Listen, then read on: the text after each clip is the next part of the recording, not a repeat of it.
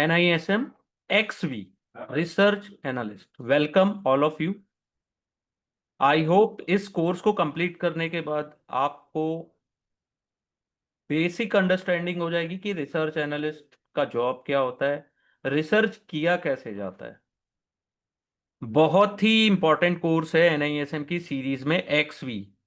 कभी भी कोई भी आप NISM के एग्जाम दे रहे हैं, उसके जो वर्कबुक है ना NISM की वेबसाइट से डाउनलोड करिए। देखिए ये पूरी बुक्स उनकी वेबसाइट में अवेलेबल है, api.nism.ac.in।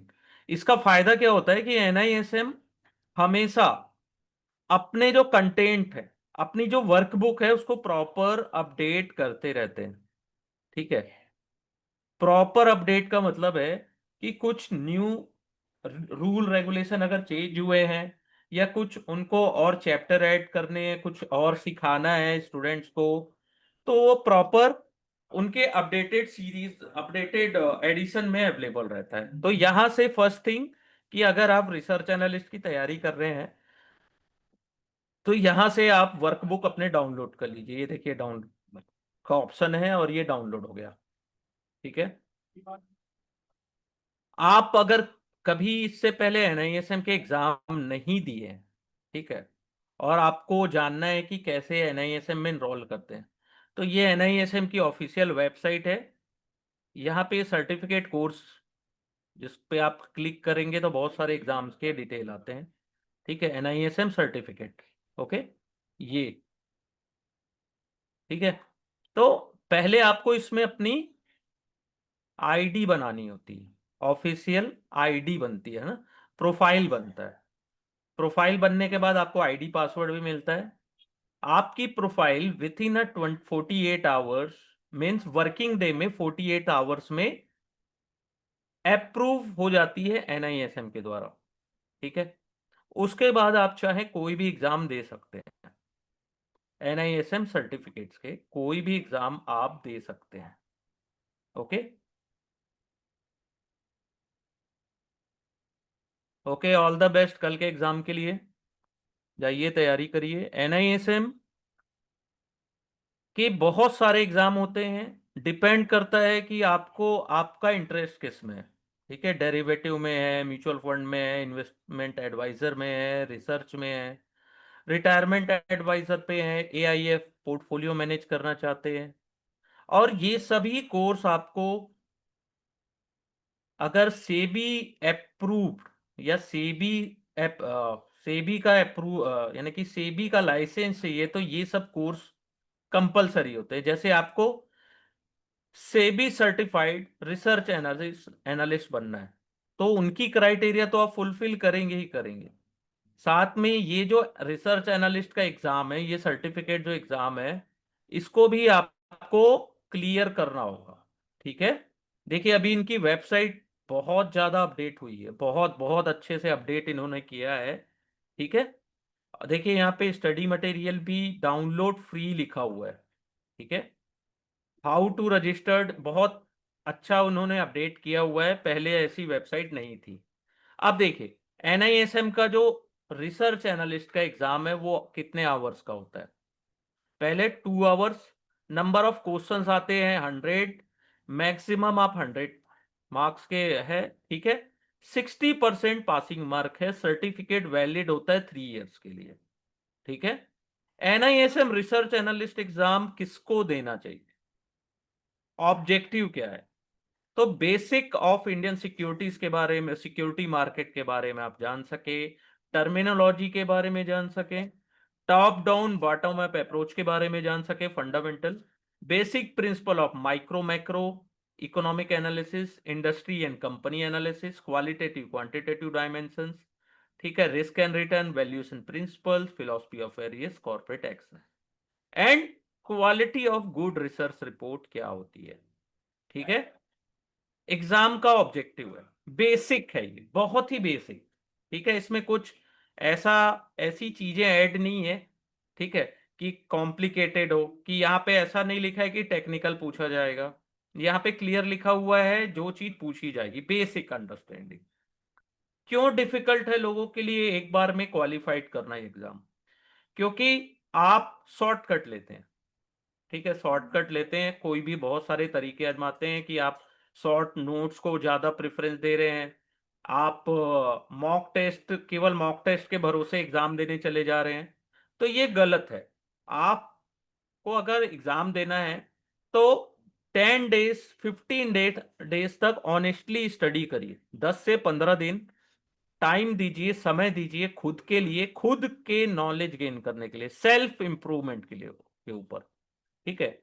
आप क्या चाहते हैं? आप मार्केट में रहेंगे तो क्या शॉर्टकट जो आपने शॉर्टकट नोट्स पढ़ा है वो काम आएगा, कि आपकी डिटेल स्टडी काम आएगी, डिटेल नॉलेज?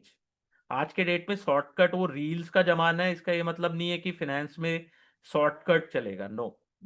आपको एटलीस्ट जितना बुक में लिखा है उतना, उतनी चीजें तो आनी चाहिए, ठीक है। और उसके लिए मैं हेल्प करने के लिए ही आपके साथ हूं, ठीक है। बहुत से स्टूडेंट बिगनर्स हैं जिन्होंने जस्ट अभी अपनी जर्नी स्टार्ट भी नहीं की है, ग्रेजुएशन कंप्लीट किए हैं, कुछ एमबीए फाइनेंस में, मोस्टली वर्किंग प्रोफेशनल हैं, और वर्किंग प्रोफेशनल जानते हैं इस सर्टिफिकेट की कीमत क्या है, ठीक है। और एमबीए फाइनेंस आप लोग कर रहे हैं तो आई होप आने वाले टाइम में आपका ये भी प्लान होगा कि आप सेबी सर्टिफाइड रिसर्च एनालिस्ट बन जाए, ठीक है। क्योंकि आज के डेट में जो सर्टिफाइड लोग हैं उनकी ज़्यादा इज्जत है, और मैं तो चाहता हूं कि लोग लाइसेंस लें, आरए का, पीएमएस का, इन्वेस्टमेंट एडवाइज़र का लाइसेंस ले, और उसमें काम करें, उसमें भी एक अलग मजा है, ठीक है। एक डॉक्टर होता है ना, डॉक्टर के पास जो सर्टिफाइड जो एमबीबीएस डॉक्टर होते हैं, और एक होते हैं जिनको कुछ नहीं आता लेकिन वो इलाज कर लेते हैं, ठीक है। वही डिफरेंस होता है एक आरए के बीच में, सेबी सर्टिफाइड, ठीक है। तो एग्जाम में कितने क्वेश्चंस आते हैं? 92 multiple question, 1 mark each, 92 multiple question, 2 case studies आता है, 2 केस स्टडीज, ठीक है। निगेटिव मार्किंग 0.25 है, ट्रस्ट मी। अगर आप निगेटिव मार्किंग, अगर आप, या, very good D Y Patil, excellent sir. देखो, आपको मैं एक चीज बोलता हूं कि ना, आप एक्यूरेसी में ध्यान दो, माइनस मार्किंग से कुछ डरने का नहीं है। माइनस मार्किंग केवल और केवल डराने के लिए, उनके लिए है कि इस सर्टिफिकेट को वही हासिल कर सके जो कॉन्फिडेंस, खुद के ऊपर कॉन्फिडेंस रखते हैं, जिनकी एक्यूरेसी अच्छी है, जिनका नॉलेज अच्छा है, और कुछ ऐसे भी है कि रिस्पेक्ट करने आना चाहिए, ठीक है। सामने वाले ने 100 क्वेश्चन दिया, हमसे 100 में 100 बन गया, एक्सीलेंट। लेकिन जो क्वेश्चन नहीं बन रहा है, तो हाथ जोड़ लीजिए, सर नहीं बन रहे, हम नहीं बनाएंगे इसको। ट्रस्ट मी, आपका स्कोर ऑटोमेटिक बहुत अच्छा हो जाएगा एनआईएसएम के किसी भी निगेटिव मार्किंग वाले एग्जाम में, ठीक है। किसी भी निगेटिव मार्किंग एग्जाम में आपका स्कोर बेस्ट हो जाएगा, अगर आप उन क्वेश्चंस को हाथ नहीं लगाते हैं जिनके आंसर आपको बिल्कुल भी नहीं पता है, कोई आइडिया नहीं है, कोई भी आइडिया नहीं है कि क्या है, नहीं पता, छोड़ दिया। मैं भी आज के डेट में, मैं भी कोई एनआईएसएम का एग्जाम देता हूं, अगर मुझे लगता है कि ये मुझे समझ में नहीं आ रहा है, उस समय बहुत कोशिश किया, समय खराब भी किया, ठीक है, उसके बाद भी नहीं बन रहा है, छोड़ देता हूं। और केस स्टडीज को मिला के टोटल 100 क्वेश्चन, लोग केस स्टडी बहुत बोलते हैं, केस स्टडी आता है सर, केस स्टडी आता है, केस स्टडी छोड़ दो, 8 क्वेश्चन अगर आपने छोड़ भी दिया तो 92 तो बनने चाहिए। चलो 92 नहीं बना, 85 क्वेश्चन तो राइट कर सकते हो ना, 15 क्वेश्चन चलो स्किप कर दिया हमने, नहीं बनाया। एक बात बता रहा हूं, तो 85 क्वेश्चंस तो सही बनने चाहिए। 85 क्वेश्चंस में अगर आपके 80 राइट है, 5 रॉन्ग है, तो भी आप क्वालिफाइड हो, ठीक है। लेकिन होता क्या है, पहले से डर है, केस स्टडी है, माइनस मार्किंग है, 60 पासिंग मार्क है, जो चैप्टर्स इजी हैं, जिनमें इजीली अपन बहुत अच्छा स्कोर कर सकते हैं, उन चैप्टर्स को अपन फोकस नहीं करते, हम डिफिकल्ट चैप्टर पे ज्यादा ध्यान देते हैं। और डिफिकल्ट कुछ भी नहीं है, एक दो चैप्टर्स हैं जिनमें न्यू टर्मिनोलॉजी यूज हुई है, थोड़ा बहुत एक्स्ट्रा ऑर्डिनरी नॉलेज है उसमें, बाकी कुछ भी नहीं है ऐसा कि हम उसे समझ ना सकें, ठीक है। और रही बात इकोनॉमिक एनालिसिस, कंपनी एनालिसिस, ठीक है, इंडस्ट्री एनालिसिस, वैल्यूएशन प्रिंसिपल, ठीक है, ये सब पे अगर कोई चाहे तो एक बुक भी लिख सकता है। इन्होंने तो केवल 281 पेजेस की एक बुक, वर्क बुक दी है कि इसको पढ़िए और आप पास हो जाएंगे। न्यूमेरिकल्स बहुत इजी आते हैं। ऐसा नहीं है कि 100, अगर न्यूमेरिकल्स आ रहे हैं 20 न्यूमेरिकल्स आए कि 20 आउट ऑफ 20 डिफिकल्ट है, नो। ओनली 10% या 20% न्यूमेरिकल्स डिफिकल्ट होते हैं, लिटिल बिट, और बाकी इजी होते हैं, बहुत इजी आते हैं, ठीक है। कैलकुलेटर एग्जाम में अलाउ है, कोई भी calculator, scientific, financial, normal calculator allow है। एक्सेल सीट अलाउ है, कई जगह एक्सेल सीट देते हैं, कई जगह ओपन ऑफिस देते हैं, ठीक है। स्टडी मटेरियल्स आपको यहीं से डाउनलोड करना है, एनआईएसएम की वेबसाइट से, ठीक है। बाय नहीं करना है, फ्री में अवेलेबल है, प्रिंट आउट निकाल लो, प्रिंट आउट आप निकालिए, स्टडी स्टार्ट करिए, ठीक है। Any questions? यहां तक तो आई थिंक किसी को कोई क्वेश्चंस नहीं होने चाहिए, अगर हैं तो आप चैट बॉक्स में पूछ सकते हैं, और लास्ट में भी मुझसे बात कर सकते हैं। आप सभी के पास मेरे नंबर भी हैं, आप चाहें तो मुझसे डायरेक्ट कांटेक्ट भी कर सकते हैं। ये क्लास, फ्री क्लास मैंने क्यों रखी थी? ऐसा नहीं है कि ये फ्री क्लास है, कोई डेमो क्लास है, ये आज से बैच स्टार्ट है अपना, ठीक है। बस उन स्टूडेंट्स को रखी थी जिनको बहुत सारे क्वेश्चंस रहते हैं कि ये एग्जाम होता क्या है, एग्जाम में होना क्या है, ठीक है। ऐसा कुछ नहीं है, डर हटा दो, डर हटा दो दिमाग से, ठीक है। मैंने मार्केट में आपको सरवाइव नहीं करना है, आपको आगे बढ़ना है। मार्केट में सरवाइव वो करते हैं, ठीक है, स्ट्रगल नहीं करना है, आगे बढ़ना है। तो नॉलेज, नॉलेज रहेगा, कहीं ना कहीं आप बेस्ट कर लोगे।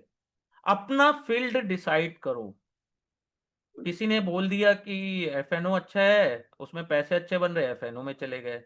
कोई बोला कि इन्वेस्टमेंट करना है तो इन्वेस्टमेंट चले गए, कोई बोला म्यूचुअल फंड कर लो। ऐसा नहीं, आप अपने अकॉर्डिंग, आपके इंटरेस्ट के अकॉर्डिंग डिसाइड करो कि आपको करना क्या है। रिसर्च एनालिस्ट, बहुत बहुत बहुत सारी लर्निंग है इसमें, बहुत ज्यादा आपको सीखने को मिलेगा। देखो एडिशन क्या है, जून 2025, जो चीजें ऐड होती है ना इन सब वर्कबुक में, वो थोड़ी हाईलाइट रहती है, येलो कलर में हाईलाइट रहेगी।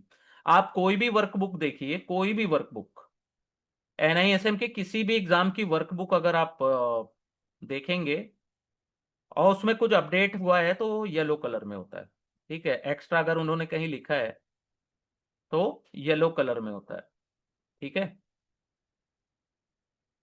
आप सिलेबस पे आते हैं अपन, यहां तक तो आप लोगों को बता दिया, माइनस मार्किंग है, डरने का नहीं है,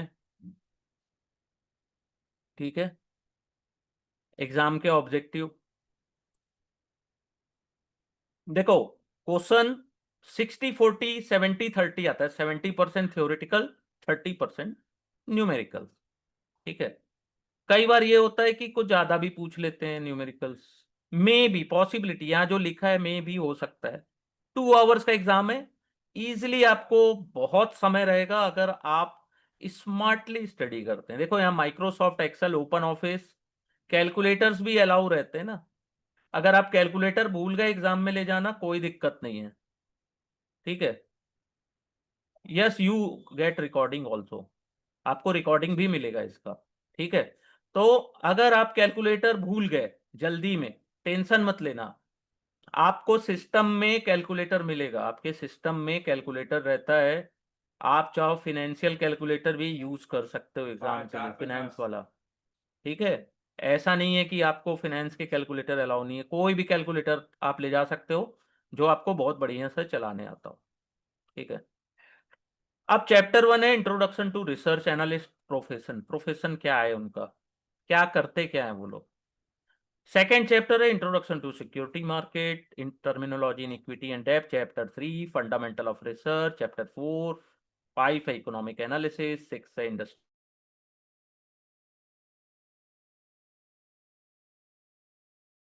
बहुत इजी है, बहुत बहुत इजी है। कॉर्पोरेट एक्शन बहुत इजी, वैल्यूएशन प्रिंसिपल बहुत इजी, नहीं है, अगर आप फर्स्ट टाइम पढ़ रहे हो तो। Chapter 10 fundamental of risk and return, थोड़ा बहुत आपको कॉम्प्लिकेटेड लगेगा, लेकिन वही है कि आप जितनी मेहनत करोगे, जो जैसा मैं आपको गाइड करूंगा, अगर आप अच्छे से स्टडी करोगे, डेफिनेटली आप लोग को रिजल्ट भी अच्छा मिलेगा। 12 and 13 quality of good research report, legal and regulatory environment. ठीक है, एनेक्सर दिया है 1 2 3। अब देखो अपने को स्टडी कैसे करनी है, थोड़ा सा मैंने चेंजेस किए लास्ट जो बैच था और इस बैच में। तो अपन पहले क्या करना है, देखो लीगल एंड रेगुलेटरी 10 नंबर्स। ठीक है, introduction to research analyst profession 3 number. ठीक है, quality of good research report 4, total हुआ 17। अपन पहले चैप्टर 1 करेंगे, फिर चैप्टर 12 एंड 13। ठीक है, 3 चैप्टर कंटिन्यू, चैप्टर 1 12 13। अगर मैं बुक प्रिंट करता तो मैं ऐसे ही करता, चैप्टर 1 के बाद 1 12 13। ठीक है, और चैप्टर 3 एंड 8।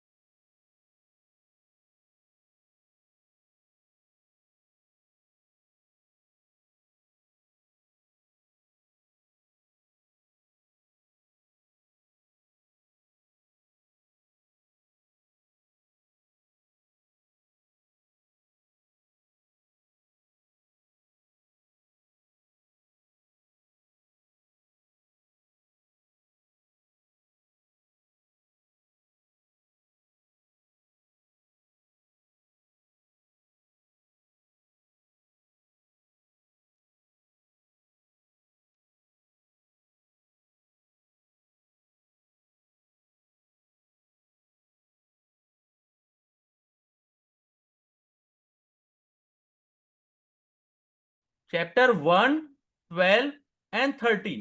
ठीक है, चैप्टर 1 12 है आपको। ठीक है, ओके। चैप्टर 1 12 एंड 13 एक साथ करना है अपने को, चैप्टर 3 एंड एक साथ करना है। और अपन 100% कवर करेंगे हर एक चीजों को जो एग्जाम में आते हैं।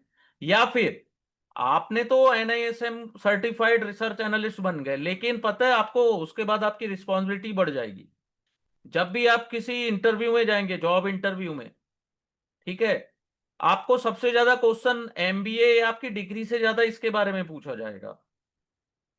ठीक है, हाईली एक्सेप्टेबल डिग्री है, यानी कि हर जगह एक्सेप्ट है। हर जगह ये डिग्री आपको काम आने वाली, हर जगह है, ईच एंड एवरी। कोई भी ऐसे फील्ड नहीं है कि ये सर्टिफिकेट को इग्नोर कोई करे। इवन कि अगर आप भी मुझे एक बार बोलते हो ना, सर मैं पास हो गया, मुझे इतनी खुशी होती ना अंदर से कि आपने एक माइलस्टोन कायम किया। मैं बोलता हूं आगे बढ़ो, इन्वेस्टमेंट एडवाइजर का एग्जाम क्लियर करो, PMS का करो। ठीक है, आप मेरी मत लो हेल्प, मैं बोलता हूं कि मैं अपने क्लासेस के अकॉर्डिंग नहीं बोलता, मैं बोलता हूं आगे बढ़ो, देते रहो एग्जाम। मार्केट के टच में रहोगे, कुछ ना कुछ नया सीखोगे। जब न्यूज़पेपर पढ़ोगे तो टर्मिनोलॉजी अगर अच्छे से आती है तो आपको न्यूज़ भी अच्छे से समझ में आएगा। ठीक है, चलिए स्टार्ट करते हैं chapter 1, introduction to research analyst profession. ठीक है, लेट्स स्टार्ट। और एक चीज, मैं नोट्स भी दूंगा, MCQ भी दूंगा, मल्टीपल चॉइस क्वेश्चन। लेकिन ट्रस्ट मी, किसी को ये नहीं लगना चाहिए कि मल्टीपल चॉइस क्वेश्चंस के ऊपर डिपेंड मत हो जाना कि यहीं से क्वेश्चन आने वाले हैं।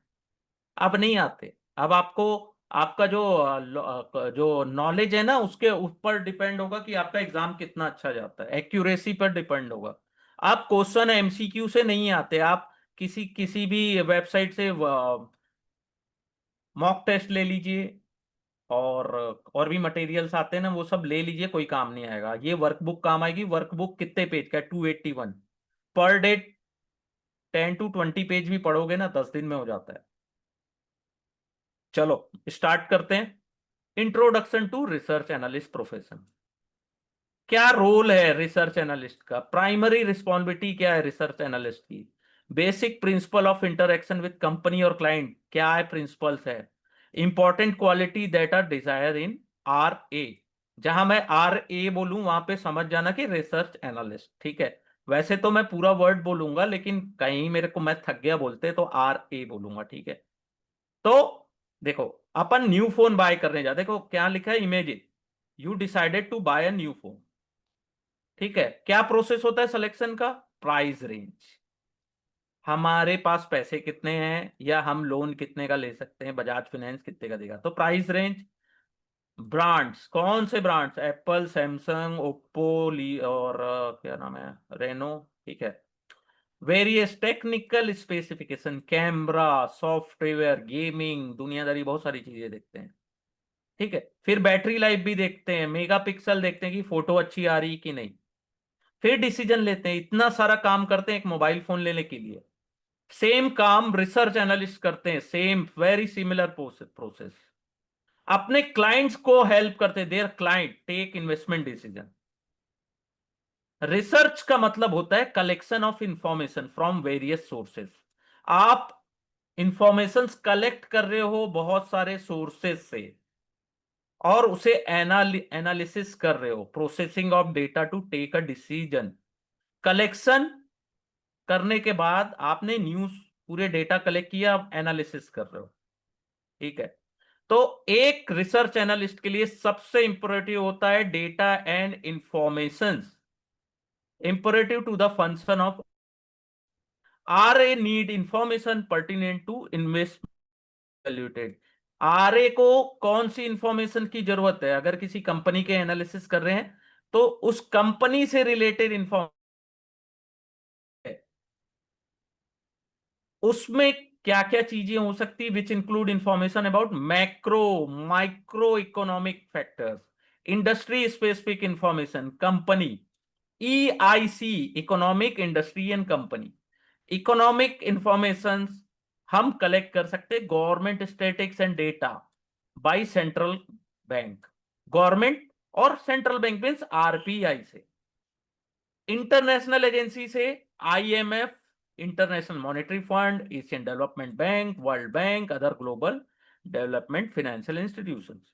यहां से अपन ग्लोबल इंफॉर्मेशन कलेक्ट कर सकते हैं। Industry specific journals, publications may be used to collect information on industry and sector. Company specific information may be collected from various sources. Company specific कहां से होती है, financial statement, annual report filed by companies as part of regulatory compliance requirement.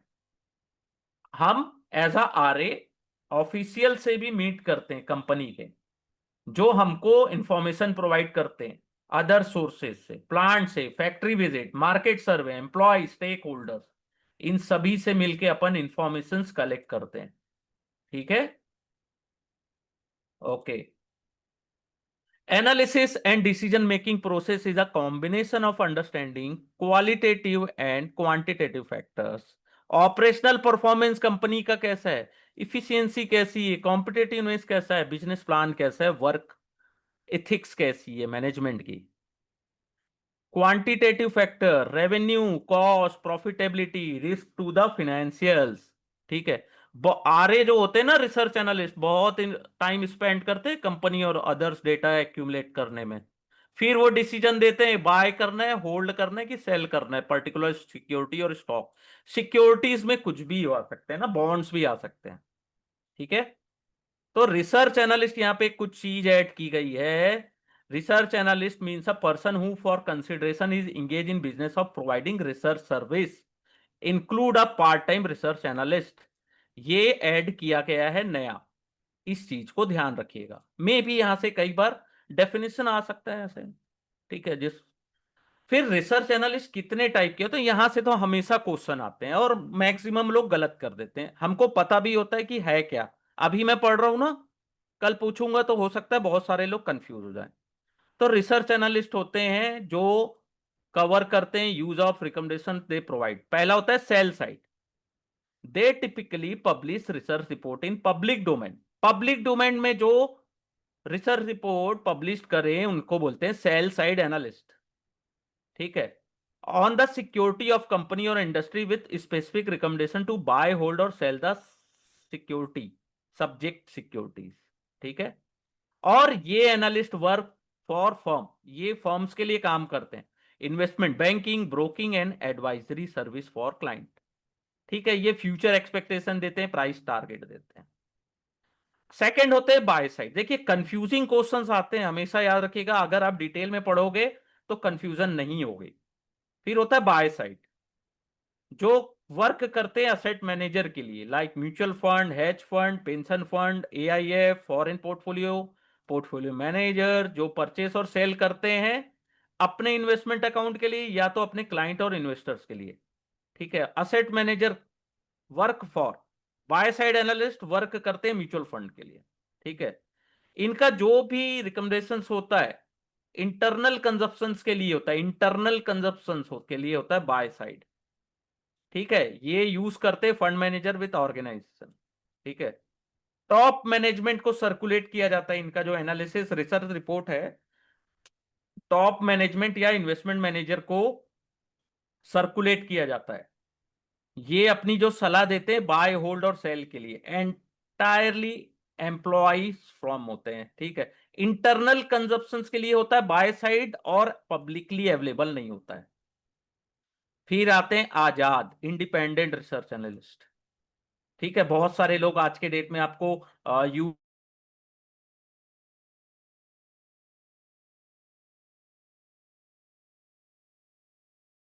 Licence ले लिया है, उनके numbers भी allotted है, ठीक है। They work for research originator boutique firm, अपना फर्म चलाते हैं ये।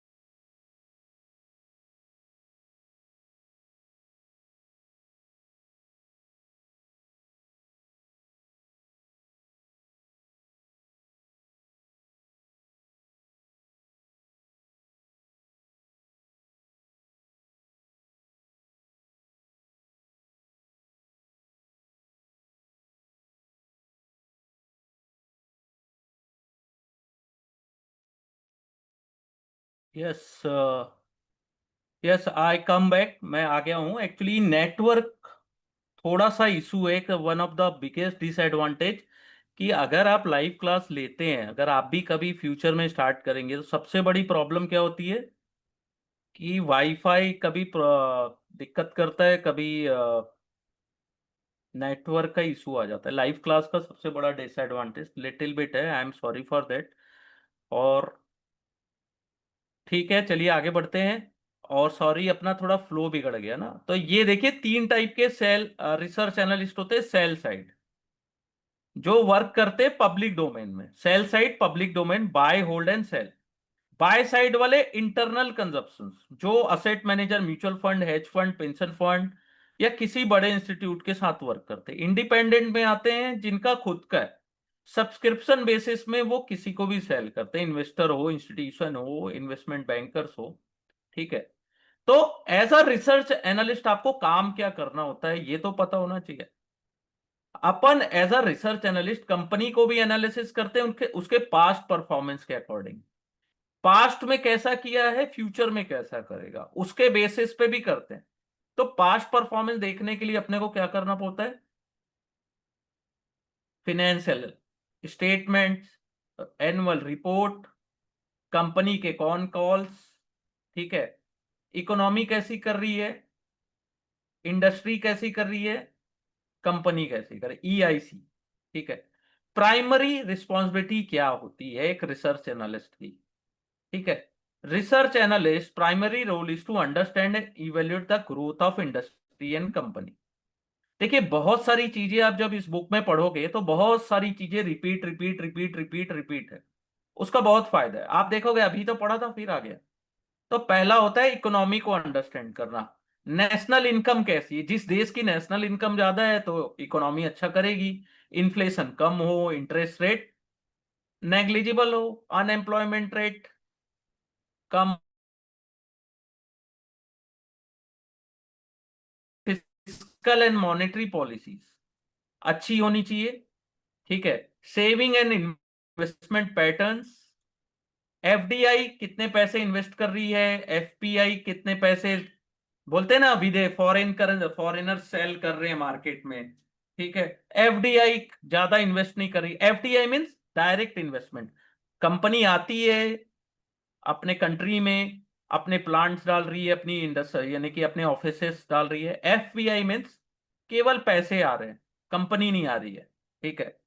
एफडीआई डेवलपिंग कंट्री के लिए अच्छा होता है। जीडीपी कैसी है, ग्लोबल फैक्टर जो जीडीपी को इंपैक्ट करे, एक्सपोर्ट इंपोर्ट कैसा है, ये सब चीजें अपन चैप्टर 5 में डिटेल में पढ़ेंगे। इस चैप्टर से जो क्वेश्चंस आते हैं, by side, sell side, independent research analyst का रोल क्या है, रिसर्च एनालिस्ट क्या होता है, उसके काम क्या है। ठीक है। डिटेल में पढ़िएगा, कोई शॉर्टकट मत करिएगा। अंडरस्टैंडिंग इंडस्ट्री, इंडस्ट्री में क्या चैलेंजेस हैं। ठीक है। कंज्यूमर की डिमांड क्या है, बिहेवियर कैसा है कंज्यूमर का, प्राइस चेंज होने से डिमांड में क्या फैक्टर पड़ता है, कंपटीशन कैसा है, जैसे रिलायंस एंड वो,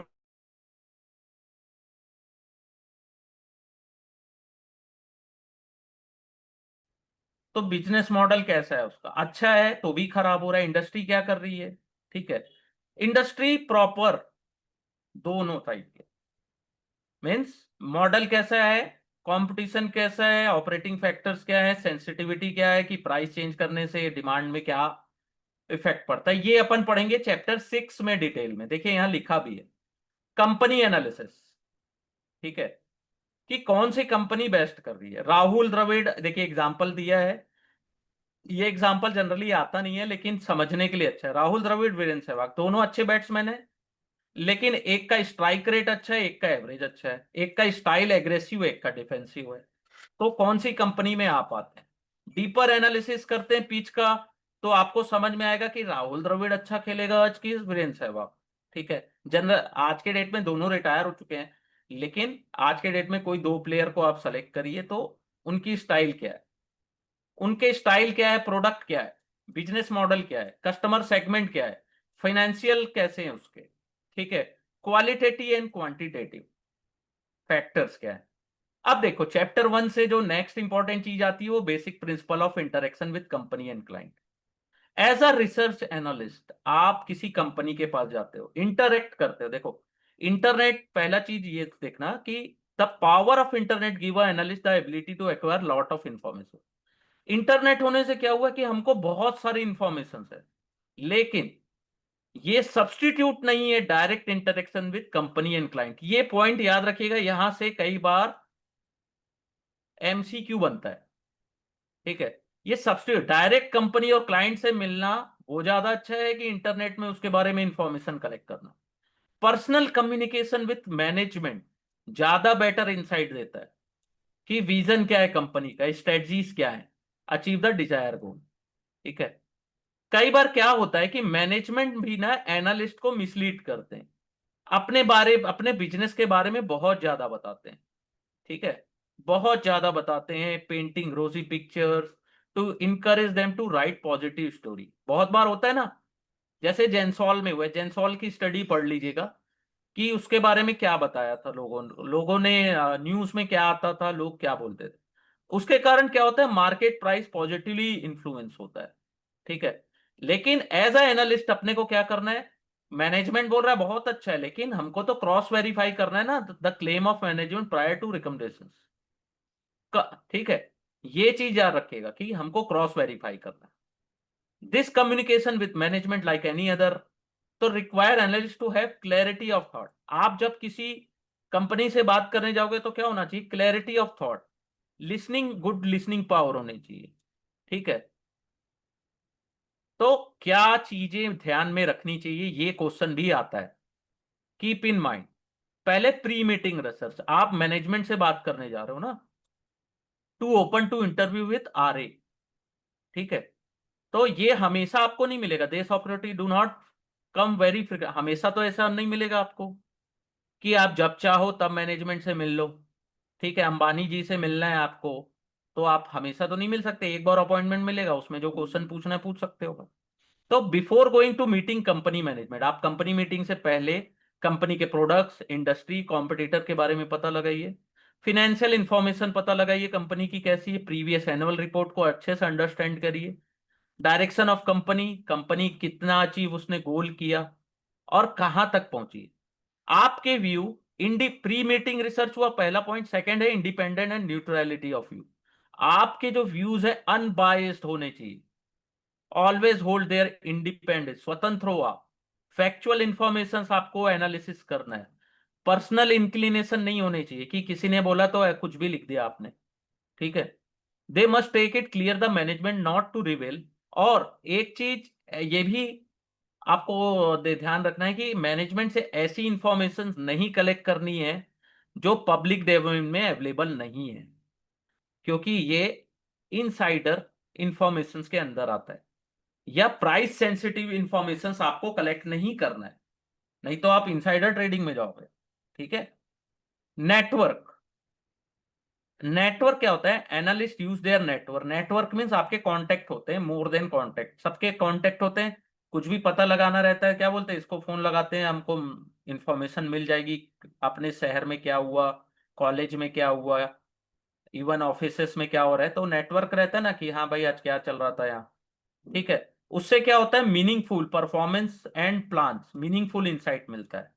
ठीक है, the person who is responsible for important activity understand the heart beat of the company. जो कंपनी का इंपॉर्टेंट एक्टिविटी और हार्ट बीट जानता है, जो दिल की धड़कन है कंपनी के, वो आपको नेसेसरी इंफॉर्मेशन दे सकता है। अब वो जरूरी नहीं है कि वो, प्लीज, वो जरूरी नहीं है कि वो इंसान टॉप मैनेजमेंट से ही हो, कॉम्पिटिटर भी हो सकता है, स्टेक होल्डर भी हो सकता है, सप्लायर से भी आप इंफॉर्मेशन कलेक्ट कर सकते हो। ठीक है, डिस्ट्रीब्यूटर से, रिटेलर से, इवन कस्टमर से भी आप क्लाइंट से पूछ लो कि भाई ये प्रोडक्ट कैसा है। आपके क्वेश्चन में क्लैरिटी होनी चाहिए, क्लियर। ठीक है, आपको ज्यादा से ज्यादा क्लैरिटी होनी चाहिए कि आप इफेक्टिवली एंड क्लियर क्वेश्चंस पूछ सको मैनेजमेंट से। आपको खुद ही नहीं पता है कि पूछना क्या है सामने वाले से, तो क्लैरिटी ऑफ क्वेश्चंस होना चाहिए। ठीक है, कि आपको ये एडवाइस किया जाता है कि जब भी आप कंपनी के ऑपरेशन या किसी के मैनेजमेंट से मिलने जा रहे हो तो एक क्वेश्चनेयर तैयार कर लो, क्वेश्चंस की क्या क्या पूछना है वहां। ठीक है। जब एक एनालिस्ट अपनी रिसर्च और रिसर्च रिपोर्ट प्रिपेयर कर लेते हैं और उसको कम्युनिकेट करने के लिए वो अपने क्लाइंट को फाइंड करते हैं, अब मेरे पास तो रिपोर्ट है लेकिन मुझे चाहिए कि मैं क्लाइंट भी खोजूं कि भाई कौन लेगा, तो कैसे होता है ये देखो। पहला, क्लाइंट को आप कम्युनिकेट कर रहे हो तो they must be realistic in suggestion company to their client. सही का सजेशन देना है, ऐसा नहीं है कि वहां पे भी गलत दे दिए कि यानी कि ऑप्टिमिस्टिक पेसिमिस्टिक बायस्ड व्यू नहीं देना है कंपनी के बारे में। ज्यादा उड़ना नहीं है कि अरे बहुत अच्छी है, पेसिमिस्टिक अरे बहुत खराब है, ऐसा नहीं। जो सही है वो लिखो। ठीक है, ये तीन व्यू नहीं होने चाहिए, ये क्वेश्चन आता है कई बार।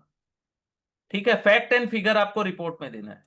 कम्युनिकेशन रिटर्न रिसर्च रिपोर्ट होती है, जो कि देखो ये क्वेश्चन हमेशा आएगा, communication done through return research report, simple clear and concise. Simple clear और जो कोई भी समझ सके। फिर एक क्वेश्चन आता है कि there is any conflict of interest, तो such information should be disclose. कोई भी कॉन्फ्लिक्ट है कि आपने उस कंपनी के शेयर्स रखे हैं अपने पास, आपने खुद होल्ड करके रखा है, तो वो भी डिस्क्लोज करना है। कोई भी अजम्पशंस है उसको क्लियरली स्टेटेड करना है आरए की रिपोर्ट में। एब्रीविएशन जागरण को अवॉइड करना है, एक्सप्लेन करना है क्लियरली। ठीक है। अब देखो यहां से एक क्वेश्चन आता है, द रोल ऑफ आरए क्या है? Collect data and information from different reliable source. ठीक है, interpret data information, convert into the recommendation. ठीक है। तो अपनी ड्यूटी सिंसियरिटी, ऑनेस्टी और इथिक्स के साथ करना है, विदाउट एनी बायस।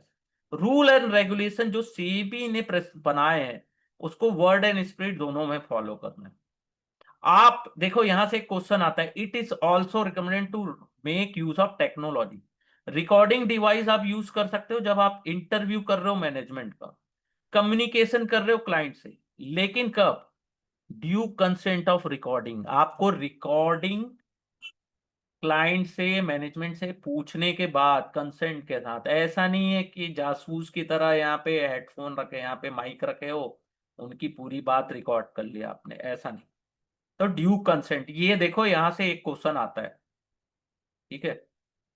आपको खुद समझ नहीं आएगा कि कौन से चैप्टर से क्वेश्चन आते हैं। जब आप, जैसा मैं बता रहा हूं वैसा आप अपन स्टेप वाइज पढ़े तब ज्यादा क्लियर होगा। तो क्वालिटी क्या होना चाहिए एक आरए के अंदर? RA require quantitative qualitative skill. RA need to have high degree of comfort in dealing with number, able to analysis various financial factor। numbers के साथ डील, यानी कि आपको चैप्टर 3 और चैप्टर 8 अच्छे से आना चाहिए। आपको ट्रेंड का पता होना चाहिए। Inter relation between different factors ये भी पता होना चाहिए। He need to be methodological, inquiring mind, जासूसी दिमाग होना चाहिए, इंक्वायरी कर सके। Discern to know whether to find relevant, कहां से इंफॉर्मेशन कलेक्ट करना है। Ability to understand business model, competitive dynamic, ये सब चीजें in a business to another important quality of analyst.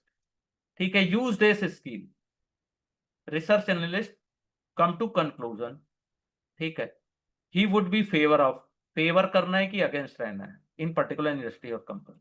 अब देखो इससे भी एक क्वेश्चन बनता है, quality of desire in good research analyst, good with number, good with excel sheet, other data analytical tool, clarity in financial concept, ability to read and comprehend financial statement and report. ये देखो बहुत important point है, financial statement आपको read करना आना चाहिए, report को।